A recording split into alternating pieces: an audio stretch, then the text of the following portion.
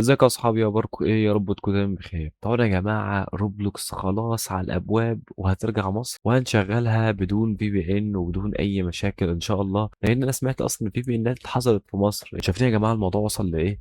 ما علينا، كمل الفيديو ده للاخر عشان تعرف ايه اللي هيحصل يوم 8 مارس الجاي في لعبه روبلوكس في مصر عندنا هنا. تمام. قبل ما نبدا الفيديو يا شباب، اشتركوا في القناه وفعلوا زر الجرس وتابع فيديوهاتي. وعايز اقول لك سريعا ان انا عامل جيف اواي على 2000 روبوكس واي فاكهه بيرم تختارها في النوتس فروت.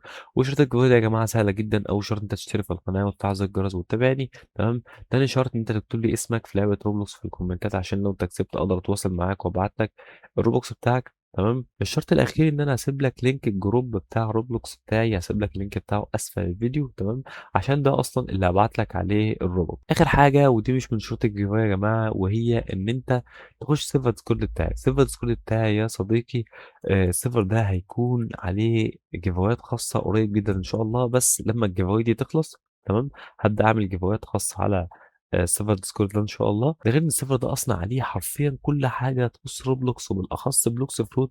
ان انت لو احتجت اي مساعدة في بلوكس فروت خش في الشات واكتب، لان في رومات مخصصة مثلا للرايد، ورومات مخصصة للتريد، شات عام، وفي حاجات جامدة قوي في السيرفر ده. تمام. فانت محتاج اي مساعده، محتاج صيد وحوش، محتاج اي حاجه، بس كل اللي عليك انت تخش سيرفر ديسكورد وتكتب اللي انت عايزه، وهتلاقي اللي بيدخل معاك يساعدك في ايا كان الميشن اللي انت بتعمله. فانصحك تخش السيرفر ده علشان ما يفوتكش الحاجات اللي فيه دي. ويلا بينا نخش على الفيديو على طول علشان ما نطولش عليك، واسف على المقدمه الطويله دي. تمام. بصوا يا جماعه، دلوقتي شركه روبلوكس اول ما عرفت ان مصر حظرت اللعبه في مصر، وهي استغربت جدا. اللي حصل ان روبلوكس كلمتها قبل كده. تمام. ودلوقتي ظبطوا ميعاد. طيب انا جبت الكلام ده من عندي؟ لا، انا ما جبتش الكلام ده من عندي. الكلام ده على صفحات كبيره جدا عندنا في مصر. تمام. صفحه القاهره عندنا في مصر نزلت صفحه القاهره وقالت ان هيكون في جلسه يوم 8 مارس. تمام.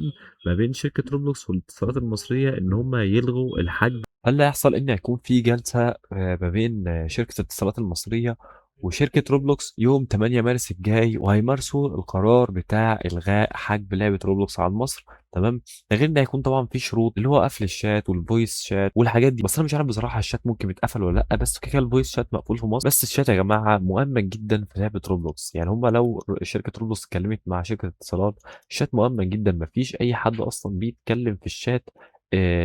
لو قلت لحد مثلا اتواصل معايا على كذا، او كتبت كلمه واتساب، انستجرام، فيسبوك، ديسكورد، اي حاجه، لو حاولت حتى تحور في الكلمه فمش هتعرف تكتب الكلمه دي خالص، تلاقي الكلمه اتشفرت، محدش هيشوف رسالتك خالص.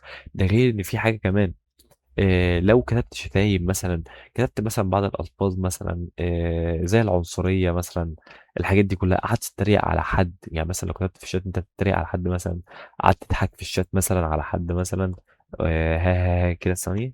لو انت بتكلم حد اجنبي مثلا، بتكلم حد اجنبي مثلا قعدت تكتب له كده، ممكن تاخد عليها بان لو هو عمل لك ريبورت.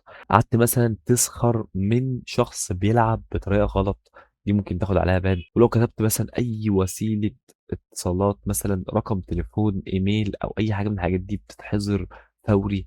مفيش الكلام ده خالص. ده غير ده انا عايز اقول لكم ان في روبلوكس اصلا عملت حاجه جديده، وهي ان لو في شخص مثلا عنده مثلا 20 سنه بيلعب لعبه روبلوكس، وشخص تاني عنده 15 سنه بيلعب روبلوكس، وهما الاثنين بيتكلموا بعض في الشات، لا انت مش هتشوف رسالته ولا هو هيشوف رسالتك، علشان دي حفاظه على سلامه الاطفال او على فرق السن، لان فرق السن هو المشكله دلوقتي. بس برضه بيقول لك الحفاظ على الاطفال والحاجات دي كلها. فانا ما اعتقدش ان مصر ممكن لما تشوف الحاجات دي كلها تقدر ان هي تلغي برضه الشات عندنا في مصر. بصراحة الشات لو اتلغى يعني كده بيحجمونا قوي قوي قوي قوي. بس ما علينا، انا كده مش بستخدم الشات كتير الا في حالات نادرة. تمام. ممكن مثلا لو انا بعمل تريد ولا حاجة افتح الشات. اه صحيح، تعالى بس ايه نروح نفتح فاكهة بسرعة. معلش كده لو القطع دي، بس الفاكهة دي هتبقى على عيونكم. يلا بينا.